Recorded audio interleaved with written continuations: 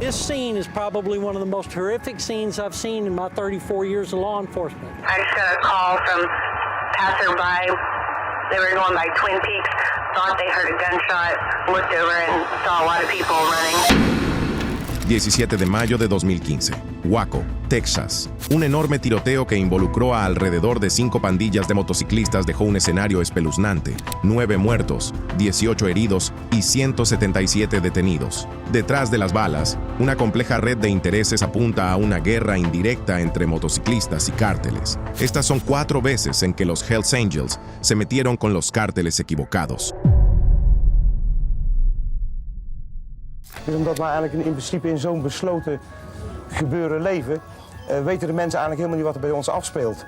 Dus het is eigenlijk allemaal maar raaien en doen, weet je wel. En een slechte naam heb je, is iemand, die bezorg je iemand heel erg snel natuurlijk. 11 de febrero de 2004, Paul de Vries, sargento de armas de los Nomads, el capítulo de los Hells Angels en Ámsterdam, Países Bajos, fue retenido dentro del club de los HAMC y asesinado junto con otros 2 miembros. Aunque sus muertes estuvieron directamente relacionadas con los cárteles de droga colombianos, este caso terminó con un giro inesperado que dejaría una marca en la historia de la pandilla.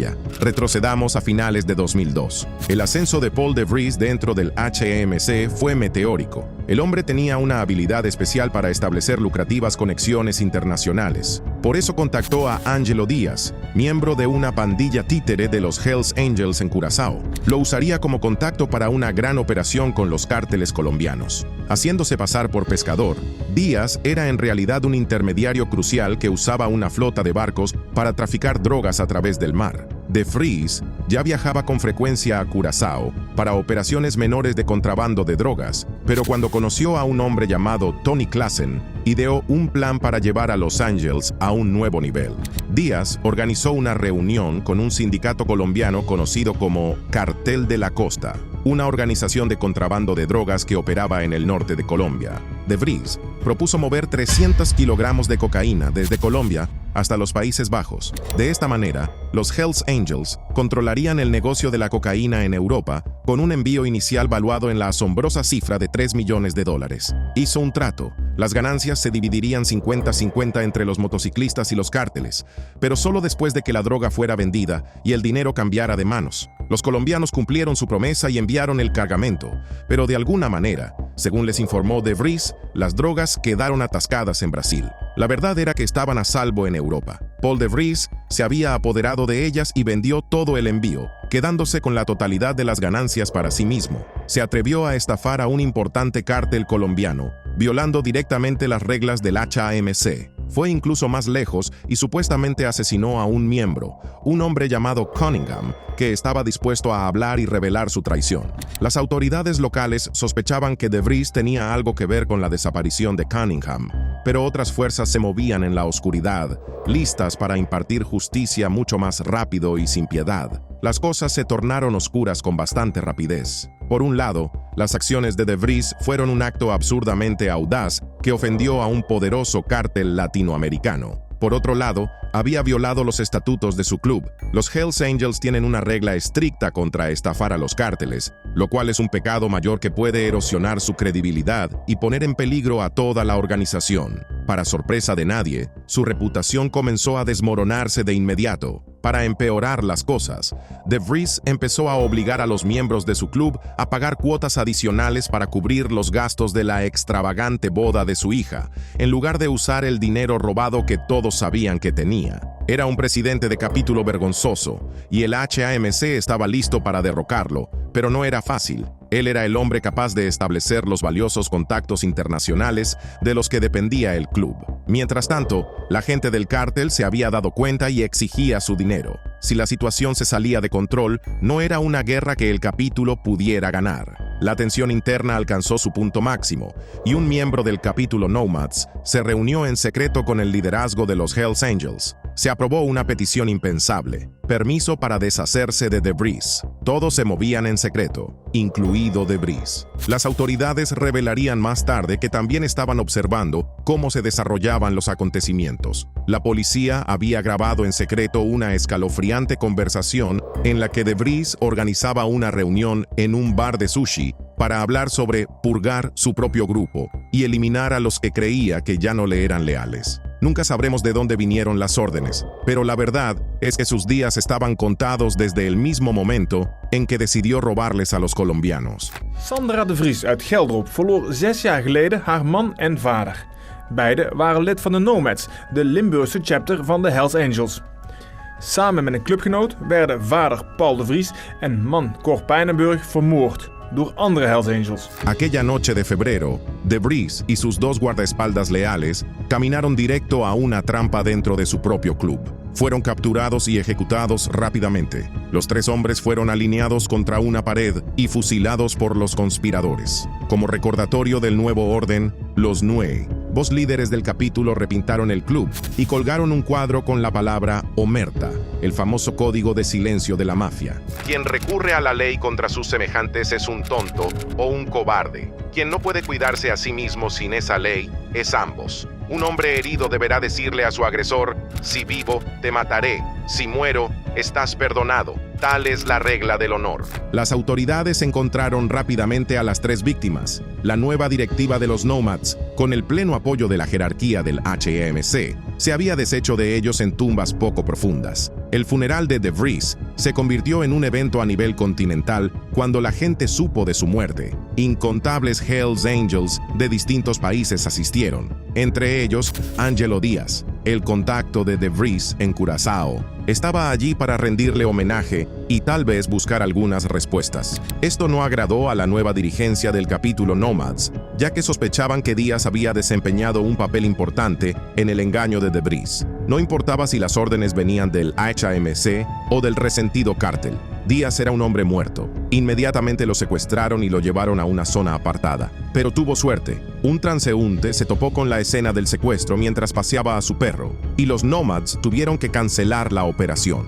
Díaz fue liberado y, temiendo por su vida, contactó de inmediato a la policía local. 13 Hells Angels verschijnen vandaag en morgen voor de rechter. Ze zouden betrokken zijn bij de moord op 3 Angels die in het Limburgse Echt in februari dood werden gevonden in een beek. Se convirtió en testigo clave en el caso del asesinato de De Vries. A cambio de protección, Díaz contó a las autoridades todo lo que sabía. Así fue como las autoridades completaron el rompecabezas, incluyendo los asesinatos, la traición de De Vries, el robo de la cocaína y el golpe que acabó con su vida. Con su testimonio, la policía logró varias detenciones en el caso. Un total de 12 personas fueron condenadas por su participación en el asesinato, desde los altos mandos que dieron la orden hasta los miembros que ejecutaron las muertes. Al final, los Hells Angels sacrificaron a sus propios hermanos por un bien mayor, la paz con el cártel colombiano y una sociedad comercial lucrativa que continuaría.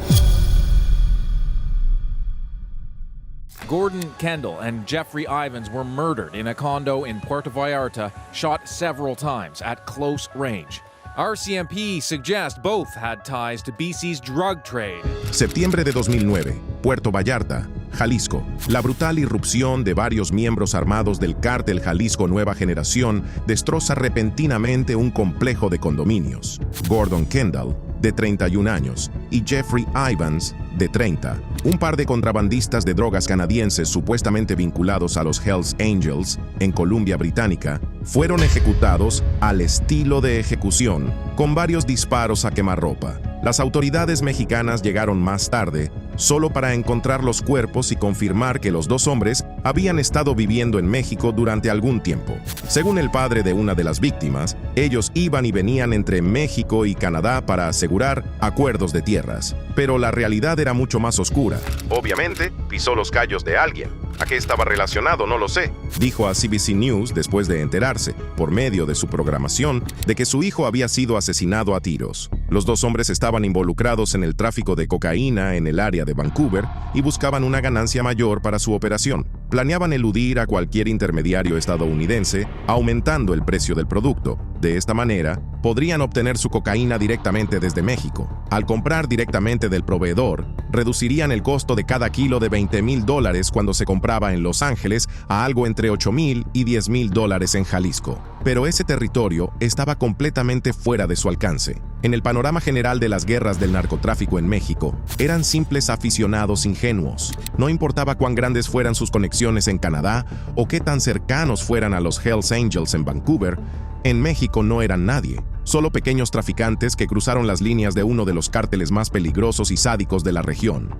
Las operaciones del CJNG van mucho más allá de lo que ellos podrían haber imaginado. Enfrentamientos con cárteles enemigos, autoridades locales infiltradas y una red de corrupción que garantiza que ningún extranjero pueda navegar fácilmente el terreno del narcotráfico. Según los testimonios, el ataque comenzó con un solo hombre armado que se acercó a los dos hombres afuera de su edificio de apartamentos y le disparó a Gordon Kendall. Jeffrey Ivans llevaba un arma, pero aparentemente no pudo usarla, así que huyó hacia el área de la piscina del resort. Dos pistoleros adicionales llegaron a la escena y persiguieron a Ivans. Una vez que lo alcanzaron, los tres atacantes dispararon repetidamente contra los dos canadienses, asegurándose de que murieran. Más tarde, la policía encontró una camioneta con placas canadienses, una Hummer y un Mercedes-Benz con placas mexicanas. Todos estos vehículos estaban registrados a nombre de las víctimas, lo que demostraba que estaban acumulando fortunas más allá de lo que sus familias en Canadá jamás supieron. De regreso en Canadá, la policía destrozó la imagen pública de las víctimas con sus revelaciones, mientras eran recordados por sus amigos en redes sociales como ingeniosos, encantadores y agradables. Las autoridades ofrecieron contexto para sus asesinatos. El grupo integrado de pandillas de la Real Policía Montada de Canadá confirmó que tanto Kendall como Ivans eran conocidos por la policía y eran sospechosos de estar involucrados en el tráfico de drogas. Habían estado al tanto de su participación en el narcotráfico internacional desde hacía algún tiempo. La familia de Gordon Kendall declaró que él no tenía antecedentes criminales, mientras que Jeffrey Ivans tenía una condena menor por tráfico de drogas en 2002, que solo le costó una multa de $1,000. It shows you how naive these gangsters up here are. They think they can go down there and play ball with those guys. They're tied in with the army and the authorities and corruption. Inicialmente, las autoridades canadienses no revelaron la afiliación de las víctimas con los Hells Angels y dijeron que supuestamente trabajaban con pandillas del área de Vancouver. Las autoridades mexicanas, por otro lado, nunca determinaron oficialmente un motivo para los asesinatos y no realizaron arrestos en el caso, dejándolo sin resolver, como muchos otros cientos de homicidios relacionados con las drogas en el país. 21 de diciembre de 2024. Mathieu Barbu Bélanger, un fugitivo canadiense de Repentigny, Quebec, salió del gimnasio y caminaba por el estacionamiento de un centro comercial. Había logrado evadir a las autoridades canadienses después de que emitieran una orden de captura nacional por narcotráfico y sus profundos vínculos con los Hells Angels. Sin embargo, no pudo evadir la furia de los cárteles mexicanos. Mientras subía a su nuevo y lujoso Jeep SUV negro sin placas, dos motociclistas se acercaron con armas grandes y se detuvieron al lado del vehículo. El sonido de los disparos terminó rápidamente. Bélanger, de 39 años, fue asesinado de 5 disparos en la cabeza en un ataque de estilo profesional. El vehículo de lujo no fue robado y no desaparecieron pertenencias personales. Estaba claro que no se trataba de un asesinato al azar. Rápidamente se reveló que Bélanger era una figura de alto rango dentro de los Hells Angels. Había construido un sofisticado puente entre el inframundo motociclista canadiense y los cárteles mexicanos, actuando como intermediario entre los Hells Angels y la facción Los Chapitos del cártel de Sinaloa, mientras movía mercancía a través de Estados Unidos. Las autoridades canadienses lo habían identificado claramente como un importante proveedor de grandes cantidades de cocaína para los Hells Angels en Quebec. A pesar de ser buscado, había estado viviendo cómodamente en Playa del Carmen con su pareja, André Vignola Sullivan, y sus 3 hijos durante los últimos años. Habían logrado cruzar fronteras internacionales, consiguiendo documentos mexicanos falsificados, alejándose de sus identidades buscadas. Según el Journal de Montreal, la policía tenía información que confirmaba su estilo de vida lujoso y su importante papel en el tráfico de cocaína desde su nueva base en México. Era cuestión de tiempo antes de que llegaran las malas noticias. En abril, Bélanger había sido detenido en un retén de carretera federal por la policía mexicana y arrestado después de una revisión de su vehículo. Llevaba un revólver, municiones y una gran cantidad de metanfetamina. Ser tan descuidado tendría consecuencias. Aunque usó su influencia y la corrupción a su alrededor para salir de la cárcel casi de inmediato, los extremadamente violentos cárteles de la droga no serían tan fáciles de apaciguar. Sin forma de confirmar sus sospechas, los analistas teorizaron que el tiroteo de Bélanger pudo haber sido el resultado de alguna transgresión fatal contra sus proveedores, concretamente la pérdida de producto en esta operación u otra. Tal vez intentó ganar dinero extra más allá de las reglas del cártel, no entregó un envío o se volvió loco e intentó establecer su propia ruta o red independiente. Al final, la economía del narcotráfico no perdona. Cualquier forma de competencia con los intereses del cártel significa la muerte. Más de una docena de casquillos vacíos encontrados junto a su SUV demostraron que se trató de un acto de venganza calculado. La muerte de Mathieu Barbu Bélanger es solo otro asesinato sin resolver, sin arrestos anunciados, que refleja el caso de 2009 que vimos al principio, donde Gordon Kendall y Jeffrey Ivans fueron ejecutados de manera similar en Puerto Vallarta. Uno de los muchos recordatorios para los Hells Angels de que las jurisdicciones de los grandes cárteles simplemente están fuera de su alcance. It's a staggering number. 170 bikers facing murder charges after the Battle of Waco. Biker dude after biker dude. Even a biker chick.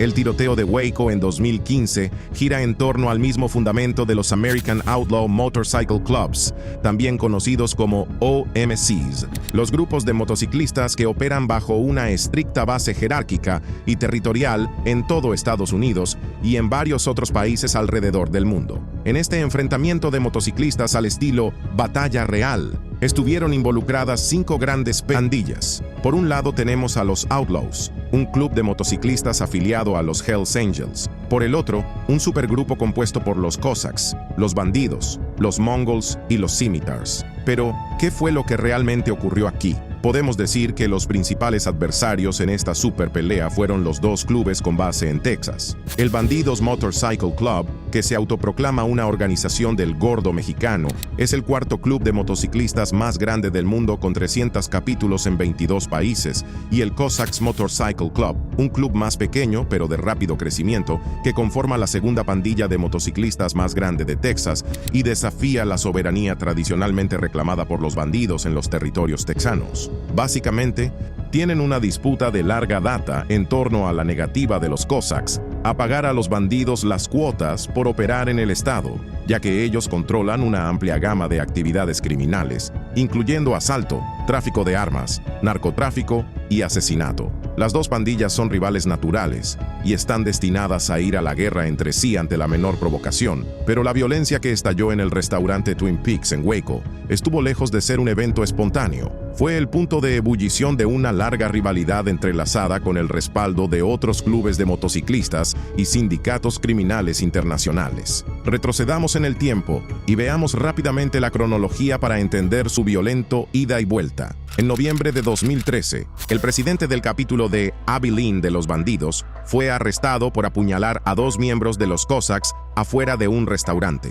Más tarde, en diciembre de 2014, un Cossack fue golpeado por los bandidos en un evento de Toys for Tots en Decatur, Texas. En represalia, en marzo de 2015, 10 miembros de los Cossacks obligaron a un bandido solitario a salir de la carretera cerca de Lorena, Texas. Lo golpearon con cadenas y tubos de metal y le robaron su motocicleta en un movimiento simbólico de poder contra el club más grande, un desafío directo a su autoridad sobre las carreteras del estado. En un incidente separado ese mismo día, los bandidos intentaron enviar el mensaje opuesto cuando golpearon la cabeza de un Cossack con un martillo y le robaron su chaleco después de que el sujeto se negara a quitarse el parche inferior que decía Texas. Para el 1 de mayo de 2015, el Departamento de Seguridad Pública de Texas había emitido una advertencia a las fuerzas del orden. Tanto los bandidos como los Cossacks eran considerados altamente peligrosos, y se temía que la escalada estuviera llevando a una guerra de pandillas en toda regla. A este punto, tal vez te estés preguntando, ¿cómo encajan los cárteles y los Hells Angels en esta rivalidad? La respuesta es corta pero compleja. Guerras indirectas. Investigators have been combing through the parking lot of this Twin Peaks restaurant in Waco, Texas, where dozens of motorcycles and multiple dead riders marked the scene of Sunday's violent shootout. Bien escondidos en las sombras, los Hells Angels y los Zetas estaban luchando por el control de Texas. Eran los titiriteros detrás de todas las pequeñas disputas relacionadas con las drogas, las fuerzas en guerra por el control del negocio de distribución de drogas en el estado, el HEMC. la pandilla de motociclistas más grande de Estados Unidos y del mundo. Los Zetas, un cártel mexicano relativamente nuevo, sanguinario y sádico, que surgió como una organización independiente del brazo armado del Cártel del Golfo en 2010. La disputa local entre los bandidos y los Cossacks era solo un reflejo menor de una lucha de poder criminal mucho más grande y transnacional. Como aliados criminales, se suponía que los bandidos despejarían las carreteras para el producto de los Zetas. El cártel los abastecería con drogas y les asignaría puntos de entrega. Aquí es donde entran en juego el resto de los clubes de motociclistas. Los Cossacks, aunque eran un club más pequeño de Texas, son descritos como afiliados a los Hells Angels. Ahora, esas son palabras mayores, porque los Hells Angels son una empresa mundial considerada un sindicato del crimen organizado por el gobierno de Estados Unidos. No importa cuánto lo nieguen, el HAMC es el equivalente local de un gran cártel dentro de los estados y más allá. Están involucrados en narcotráfico, asesinatos y violencia en 6 continentes. Y si aún no lo habías adivinado, los Hells Angels tienen una larga historia de rivalidad con los bandidos, incluyendo guerras sangrientas y espectaculares como la Gran Guerra Nórdica de Motociclistas, que arrasó Escandinavia de 1993 a 1997. Por supuesto que iban a tener un problema con que los bandidos fueran los títeres de los Zetas. Ahora, con este contexto enredado, podemos ver más allá de lo que las noticias mostraron al público. Una pelea sin sentido en un estacionamiento que se salió de control. Pero ninguna pelea de estacionamiento termina con 9 personas muertas, ¿verdad? No todos los días ves a un cobarde motociclista intentando cortarle la garganta a otro por detrás. No, el tiroteo de Waco fue una batalla y un mercado de drogas mult. Y millonario era el botín. Police say the rumble erupted over a parking issue, starting with fists and feet inside and quickly escalating to the parking lot with chains, clubs, knives and firearms. 17 de mayo de 2015. Restaurante Twin Peaks en Waco. Los bandidos programaron una reunión regional de la Confederation of Clubs and Independents, una especie de terreno neutral para clubes de motociclistas y motociclistas independientes donde se discuten asuntos de motociclistas e inclinaciones políticas. Su idea era que la reunión fuera una demostración de fuerza, una declaración de que Waco no era una ciudad de los Cossacks. Sin embargo, los Cossacks decidieron asistir a la reunión sin invitación, y al menos una docena de policías locales y patrulleros estatales ya se encontraban cerca para monitorear la tensa reunión. Pero todo se vino abajo cuando los Cossacks y sus aliados, incluidos miembros de los Scimitars y los Mongols, tomaron el área del patio reservada para la reunión. No está del todo claro quién lanzó el primer golpe, o si alguien realmente intentó atropellar a otro motociclista, pero el caos estalló como fuego. Según los testigos, había armas visibles por todas partes, y el ruido fue rápidamente dominado por disparos de armas semiautomáticas, cuchillos, cadenas, tubos de metal y puños. Las grabaciones en video del evento capturaron el horror. Gente huyendo, disparando, sangrando, corriendo en todas direcciones y agachándose para cubrirse. La policía respondió rápidamente al fuego cruzado e invocó el protocolo de tirador activo, un permiso directo para usar fuerza letal después de recibir disparos. El equipo SWAT puso fin a la pelea en cuestión de minutos, y en la sangrienta escena del crimen, al menos 4 hombres habrían sido alcanzados por las balas de la policía. Las autoridades recuperaron al menos 475 armas de la escena y confiscaron más de 130 motocicletas. SWAT teams fired back, ending the brawl within seconds. At least 100 bikers were detained, and on surrounding freeways, police pursued other riders for questioning. Las consecuencias legales del tiroteo de Waco fueron un desastre. El entonces fiscal de distrito Abel Reina tomó la controvertida decisión de arrestar y acusar a todos los presentes. Si tenían un parche de club de motociclistas, fueron arrestados. La policía esposó a casi 200 personas, incluida una mujer llamada Morgan English, que ni siquiera era miembro de ningún club. Arrestaron a tanta gente que tuvieron que reunirlos en el centro de convenciones de Waco para su procesamiento. La respuesta judicial fue ampliamente criticada, ya que adoptaron esta estrategia todo o nada, en la que terminaron acusando a las 177 personas presentes en el incidente. Esta estrategia legal fue considerada un desastre desde el principio por un fiscal especial del caso. Emitieron órdenes de arresto rellenables por participar en actividad criminal organizada. Esto significa que nadie fue acusado oficialmente de ningún asesinato ni de ninguna golpiza específica. Las órdenes alegaban que cada persona arrestada era miembro de una pandilla callejera criminal que conspiró para cometer asesinato, asesinato capital o asalto agravado. Con estos absurdos procedimientos en marcha, los expertos legales condenaron el enfoque como una excesiva extralimitación descarada. La investigación se convirtió en el hazmerreír inmediato por haberse hecho completamente al revés, ya que primero acusaron a la gente y luego procedieron a investigar. A pesar de las 155 acusaciones efectivas, solo Jake Carrizal, un miembro de los bandidos, llegó a juicio. El estado de Texas gastó $1.5 millones en este circo de 6 semanas, que terminó con un jurado estancado y un juicio nulo en noviembre de 2017. Después de un fiasco de 4 años, lograron un total de 0 condenas. Repitámoslo, después de 9 muertos, 18 heridos y millones de dólares de los contribuyentes gastados en procesos judiciales, nadie fue a prisión por el tiroteo de Waco de 2015. The Waco prosecutor, Abel Reyna, who pursued charges against more than 100 bikers following a deadly 2015 shootout, is now out of a job, thanks in part to local bikers. Los motociclistas fueron quienes responsabilizaron a las fuerzas del orden por el incidente, mientras que, muy lejos, al otro lado de la frontera, el cártel de los Zetas fue el único ganador en las guerras indirectas, asegurando su dominio sobre el narcotráfico mientras mantenía a sus peones en su lugar.